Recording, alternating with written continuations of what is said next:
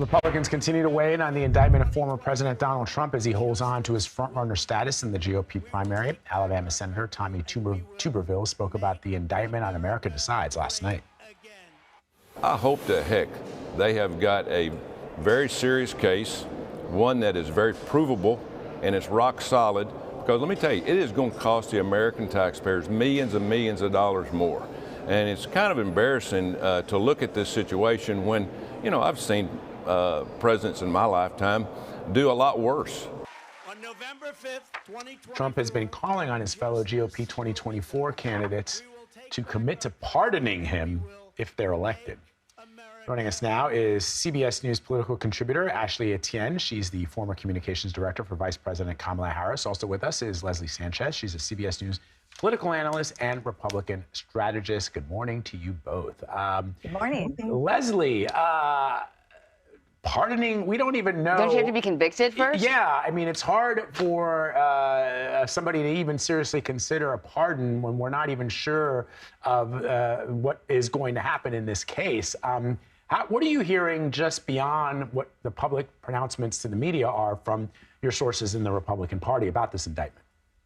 It's interesting, Vlad, because this is not going to be the first time you have a litmus test for Republican candidates or any candidates. You know, everything from term limits to, sanctity of life. I mean, you can go on in terms of a long list of bona fides that Republican voters look for. And those are the signals. Are you going to be somebody who's really going to dismiss wholeheartedly a lot of what they believe are going to be false charges against the president? Now, I think the senator had a very good point. There better be a very strong case against the former president, because it's not only the millions of dollars, but it's the public trust in a system that many in the conservative side are arguing is highly politicized, including the Department of Justice.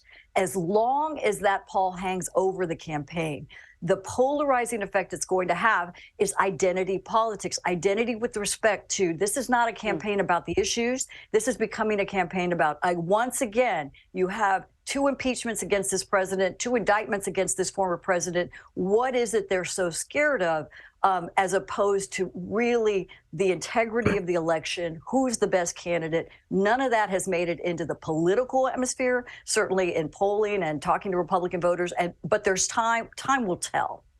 So, Ashley, I'm going to ask you, clearly this is just bad for America. Having a former president facing criminal charges is not good. But we're talking politics now. The President Biden has really, not commented at all about it. Politically, is this something that the Democrats can find advantageous? And I found it's like weird to even say that, considering how bad things are, like the state that we're in. But how do Democrats play this, or do they take sort of a hands-off approach like the president has? Well, I mean, it's a bad day for America, but a good day for American justice. I mean, just justice is working its will. So that's pretty exciting. But the issue, though, here is that, as you mentioned, the president's going to stay away from this. It's not in his interest to weigh in here. But there's going to be a larger Democratic apparatus that's going to use this to the party's advantage to make this point that this is what you get with Donald Trump. This is a pattern. I ran communications on the first impeachment of Donald Trump, and the arguments we were making then are the same arguments laid out in the indictment, which is he threatened national security interests, violated his oath, and the indictment goes so far as to say that he could have caused irreparable injury to the country. That is major. The large majority of the American people agree that these are serious charges against the president. But now the challenge and the question is before the Republican Party. What do you do with Donald Trump when the case against him is only going to get worse? There's more indictments that are going to come down from Georgia and other places. The challenge is you can't win with Donald Trump, but you can't walk away from him. The CBS poll found that 74% of likely GOP voters want someone like Donald Trump. So this is going to put the GOP in a bind. It's not an issue for the Democratic Party. It is an issue for the country, but it's one that the Republicans are going to have to step up, solve for themselves, and put an adult in the room to say we need to move on from Trump.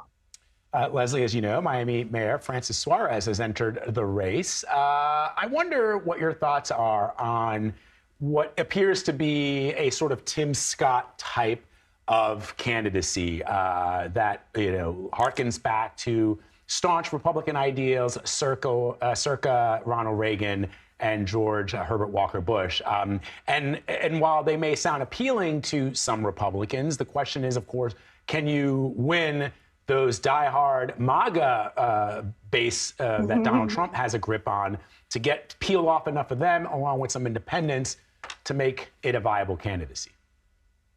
I think if you want to talk about Ronald Reagan, that's the main question. Are you better off now than you were 4 years ago? I think for Republicans, they're arguing they are not. And that is a very clear answer. That's why you're seeing so much diversity and people throwing in their hat. With respect to the type of candidate, can they have the populist appeal? It cannot be lost on us that 3 Republican presidential candidates are coming from the state of Florida, and that whole southeastern corridor. That has been part of a big transformation the Republican Party has seen in terms of working class, kind of a populist, not college educated in many cases, but more diverse population that is moving to the Republican Party. It is leaning in to people that feel that are speaking to their values. Is he going to rise to the top of the ticket? I don't believe so. I don't think any amount of money right now is going to do that because you have such a strong, diverse group of contenders. But what it is doing is showing and allowing different pockets of Republican voters to have a voice. And I think overall, that's a really strong, especially when you see the type of candidates coming forward. That's strong for our democracy. And it also puts pressure on Trump. We know that he's going to remain at the top of the ticket, but we don't know how all of this is going to play out. So it's allowing for Republicans and for American voters, general voters, to take a look at the new GOP. And to you, Ashley, Suarez has actually said that I don't think he voted for Donald Trump during the 2020 election. No, he voted for Biden. Well, there you go. So he's voted, and he's voted for other Democrats. Is there a concern at all that this is exactly the kind of candidate that could woo moderate Democrats? Well, I mean, what's being reported right now is that he's actually in the race to attack DeSantis in support of Donald Trump, that he's running for the number 2 slot, not necessarily for the number 1 slot. But here's a problem, and I love Leslie, she's fantastic, but I just raise an issue that bears out in the polling that CBS just released, which is that 96% of likely Republican voters want to move beyond Donald Trump. They don't want to talk about Donald Trump's grievances any longer. They don't want to talk about the court cases, the 2020 election, none of that. They want Republican candidates to start. And in fact, they don't even want to talk about culture wars, which I found very shocking in the polling.